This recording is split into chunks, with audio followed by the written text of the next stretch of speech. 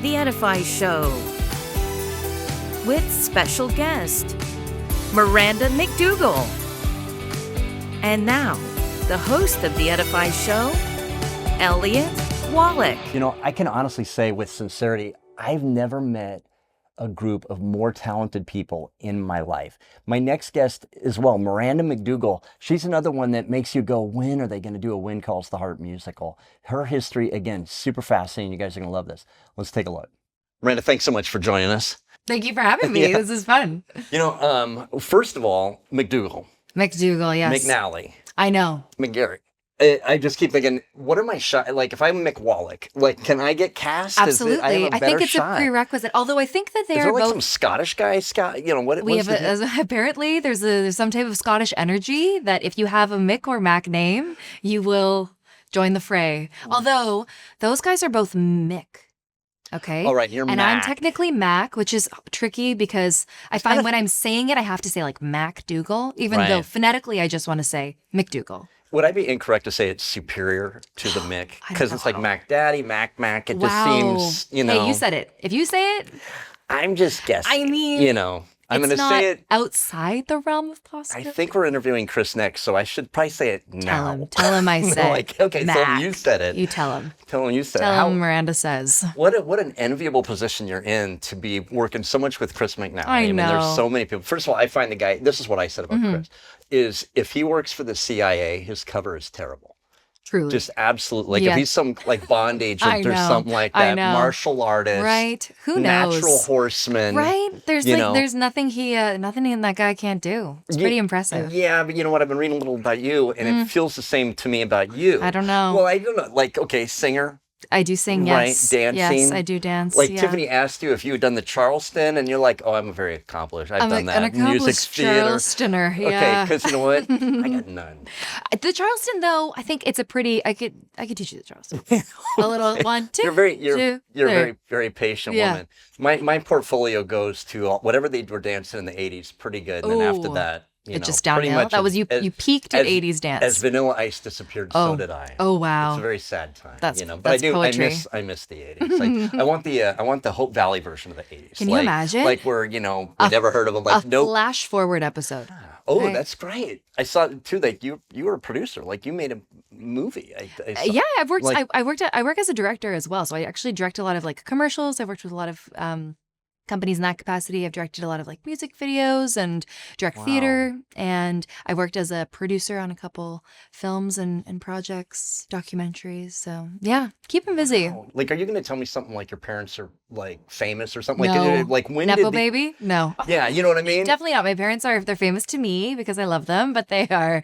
My mom is a teacher, and my dad has worked in the business world for many times. My dad was like he had his own newspaper, and he's a journalist, and he was an editor of a magazine, and and now he helps run a business. So he's it's sort of a different version of you, it seems like, because you've done a lot of different things, and yes, and kind of keeping a lot of different balls in the air. But it's fun. I think I get bored easily, maybe, or I just really I love doing a lot of things. I've always been that way. Yeah. I love people that go for it. I love that. And it seems like every actor that I meet, in one sense, right? Because how many of them, they're like, I'm an actor, and it's like, which restaurant do you work in? Exactly. Like they're, they have to. It's just one of those things. They're not just going to go right off the bat. Absolutely. Really got rejection and being realistic about it too is like, okay, it's such a gift to have a job as an actor, and then to have a consistent job, or to be on something like a show or something that has a bit of recurrence to it. So in between, those moments of not working, I like to keep creative, and I love making things. I love writing. Oh, I just think that is so Yeah, cool. I just love it. And then did you know about Wind Calls the Heart before you got cast? I did. Yes, I definitely knew about it. I had some friends who had kind of been on and off the show, or around the show, or working on the show in some capacity. It's such a mainstay in Vancouver, and has been for so many years. So was definitely aware of the show. I don't think I had ever auditioned for it, though, prior to auditioning for the role of Edie. So I found out I had the audition, did some research, kind of got familiar with the tone and the style and the many things that had happened leading up to this season. And just the rest was history. Wow. So then they pursued you, or they were like, or your agent called you and I said, think, I think just yeah. the traditional kind of casting experience of, putting a wide net out there and having lots of gals probably tape for it and then call back. And Chris and I did a chemistry read and and then I got a call saying, welcome to the show. Well, Yeah. how did that feel? Like, were you? Oh, it was awesome. It was really, really exciting. Yeah. And then the first day coming here was so cool. My first day here on set, I actually don't think I went to camera. I think I did a horse rehearsal or like a horse test, a horse assessment. What a life you live. I know. And luckily I have ridden before, so Right. I felt okay about that. But that feels so long ago, gosh, because it was so sunny. I think I was wearing I a know. t-shirt, Right. shorts. For Yeah. you guys, it's rainy outside. Right. It's super cold. Yeah, it feels impossible that I was ever warm. That it was ever so. Yeah, Yeah, especially exactly. today. Yeah, I know. I know. But yeah, so that was the first time coming here. I was saying was just so cool because it's its own little village. I felt like I was on a field trip or something to a time past. Right. But It really feels like a theme park. yeah, and it's amazing as an Like, actor because yeah. it's so immersive, and you don't have to imagine or substitute much because it's just all right there. And like the tables are really always there and they feel antique and the props are always there. And you have a whole room that, it's, you don't really have a fourth wall as they would say Right. in the theater, but it's all very immersive. Well, and it's so cool. Like Sarah Maberly, like there's a shelf over there. Nobody's ever gonna see that. And I she's like know. got the detail down. I love It's like that. her own world of Exactly. pretend. And it's so cool because you just never know when, the camera's going to pan over. And I always appreciate that when I'm watching films or TV shows that have such a great attention to detail, especially if they are a period piece or you make sure that something is kind of the time. It's so cool. Did you have were you expecting that? Like, did anybody tell you about, hey, I'd been on this set, you're not going to believe No, it? I was not expecting that it was a full block of an Really? old-timey town. I was pretty shocked. It was amazing. I think, and I've been on so many other film sets where you build it, you take it down. You build it, you take it down. But just like the lasting effect of this always being here is, it's pretty rare. It is. It's so amazing that the McGinnis, the people that own it, Yeah. that they just decided, well, let's just see if, it was a No. truly, if you build it, they will come. It was Absolutely. a Field of Dreams It was, moment. he had his Kevin Costner moment for sure. Yeah, I tried to build one of these and nobody's showing up. Really? Yeah, I know. Me it's too neither. bad, Yeah. On my block in Vancouver. I think I'd get in a lot of trouble. Yeah, what would it cost in Vancouver? Permits right away. Yeah, Ma'am, crazy. take it down. Yeah, your neighbors would be terrible. Exactly. So then the other thing I found so cool is, was it your grandmother? Yes. So I got to know, like, what was that like? Did you call her and say, So- I'm trying out, or just say good news? No, or? I think I just told her when I booked because we have little catch ups and I told her I think I had a feeling that if she didn't know about the show, she would like it because she loves historical fiction. She enjoys this era of time. Right. So I told her and was not expecting at all the answer that I got, which was I didn't see her in person, but I could imagine her face over the phone because her response was so direct, which was, "Oh, When Calls the Heart? Oh, no, I know. Oh, that's my favorite show. I've seen every episode." What is it going to take to impress grandma? I know. Oh my gosh. I know. No scream. No, I know. She No was nothing. just so business. Like, yep, no, I know all about it.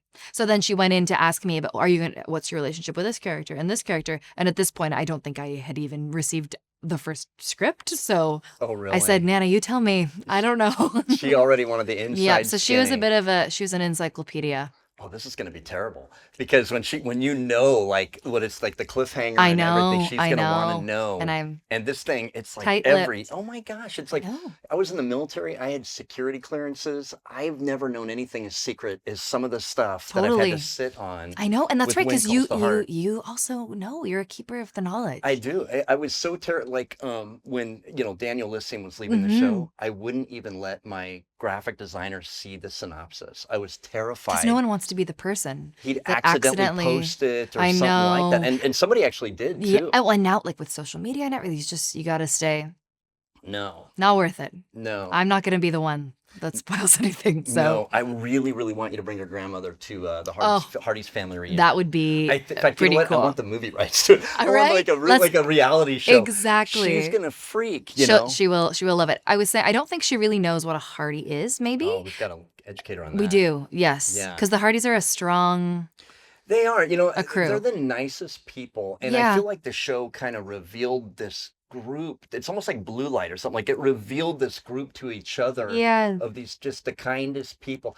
This is my analogy for like sometimes if we accidentally send somebody like say 2 DVDs instead of 1. Right. I've had them call me up and say, Elliot, you accidentally sent me 2 That's DVDs. very I know, which is nice just telling me. Yeah. But this is what they'll say. See, somebody would say like, hey, maybe send me a label, I'll send it back. Yep. A lot of people might just keep it. Not a Hardy. What they'll do is sometimes, not every Hardy, but what they'll do is they'll go, Elliot, you sent me this extra DVD. Where do I send a check? How do I pay for this extra DVD? And I was like, what if I send them a Wind Calls to Heart Ferrari or I know. something? Like, I guess I'm paying for this Ferrari now. Can I do it in payments? I know. You know, I'll do my best. Yeah, just the nicest, That's so sweet. the nicest people. I can't wait till you go, for that matter, because you like, Yes. have you seen videos of it? Or I have. what you heard? I've seen photos and videos, and it sounds like quite the party, quite the reunion.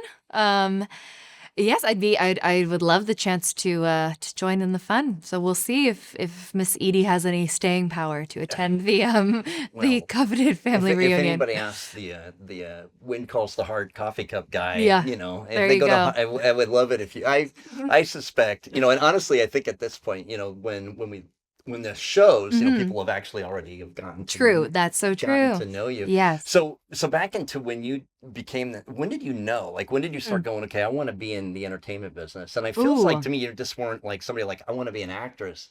Like, it seems like you really want to create the content. Am I right feel on that? so many people say this, but it did feel like a very kind of the only thing I ever really wanted to do and ever could see myself really pursuing, and it just happened really naturally. I've been doing musicals and theater since I was probably 4. I was a Highland dancer for a long time, so I don't really remember a time when I wasn't pursuing this in some capacity, and it just kind of felt one foot in front of the other. And went to university, got my Bachelor of Fine Arts, all in theater and acting, and studied a lot in New York and out here and Toronto. So just, it's always kind of just been following the next thing and listening to my gut and meeting really cool people, having great mentors along the way. So you knew, like in high school, like after high school, like I'm gonna go. This is what I'm gonna do. And you've always been performing. I have. I think I always knew I wanted to. Acting has always been, I think, the number one passion. And then as, you know, you get older and you start to realize, ooh, you know, the writing does a whole other thing for me. And I want to be, you know, a part of creating stories and devising things. And then I started directing, and I realized I really like that for so many other reasons. So I'm so grateful now to kind of be in this place of being on this amazing show, and then I'm prepping to direct a project, and then I'm starting a musical in December. So I feel like I'm getting to. I am, yeah. I'm shooting a movie after this, and then I'm doing a musical, and I'm directing a commercial. So I feel like I've got all the like pieces at one time, which has been a dream to be able to kind of do it consecutively. So it's really cool that it's working out. Wow! If you ever adopt 9 kids, you're gonna be ready. Bring them on. A lot of organizational 9 or 10, skills. why not? Yeah, 9 or 10. She's already you always my want more. husband might have something to say about that. But as one, I imagine you will. But we, like, you know, well, I can't wait to see what comes next. I just thank you so much for being on the program. I think you're coming back. Oh, I hope so. It'd be a real treat to come back and hang out again next season. So good. Well, I hope you talk to us again. I would love to. Thank you guys so much. You bet. And that concludes this episode of Hearties TV Tuesday. Thank you so much to Miranda for sharing her story with us. And we'll see you guys next time right here on The Edify Show. Don't miss the next episode of The Edify Show. Elliot will be interviewing Neil Crone of When Hope Calls. Don't forget to like and subscribe. And never miss a thing when you subscribe to hearties.com, where people around the world are coming together to support inspiring entertainment.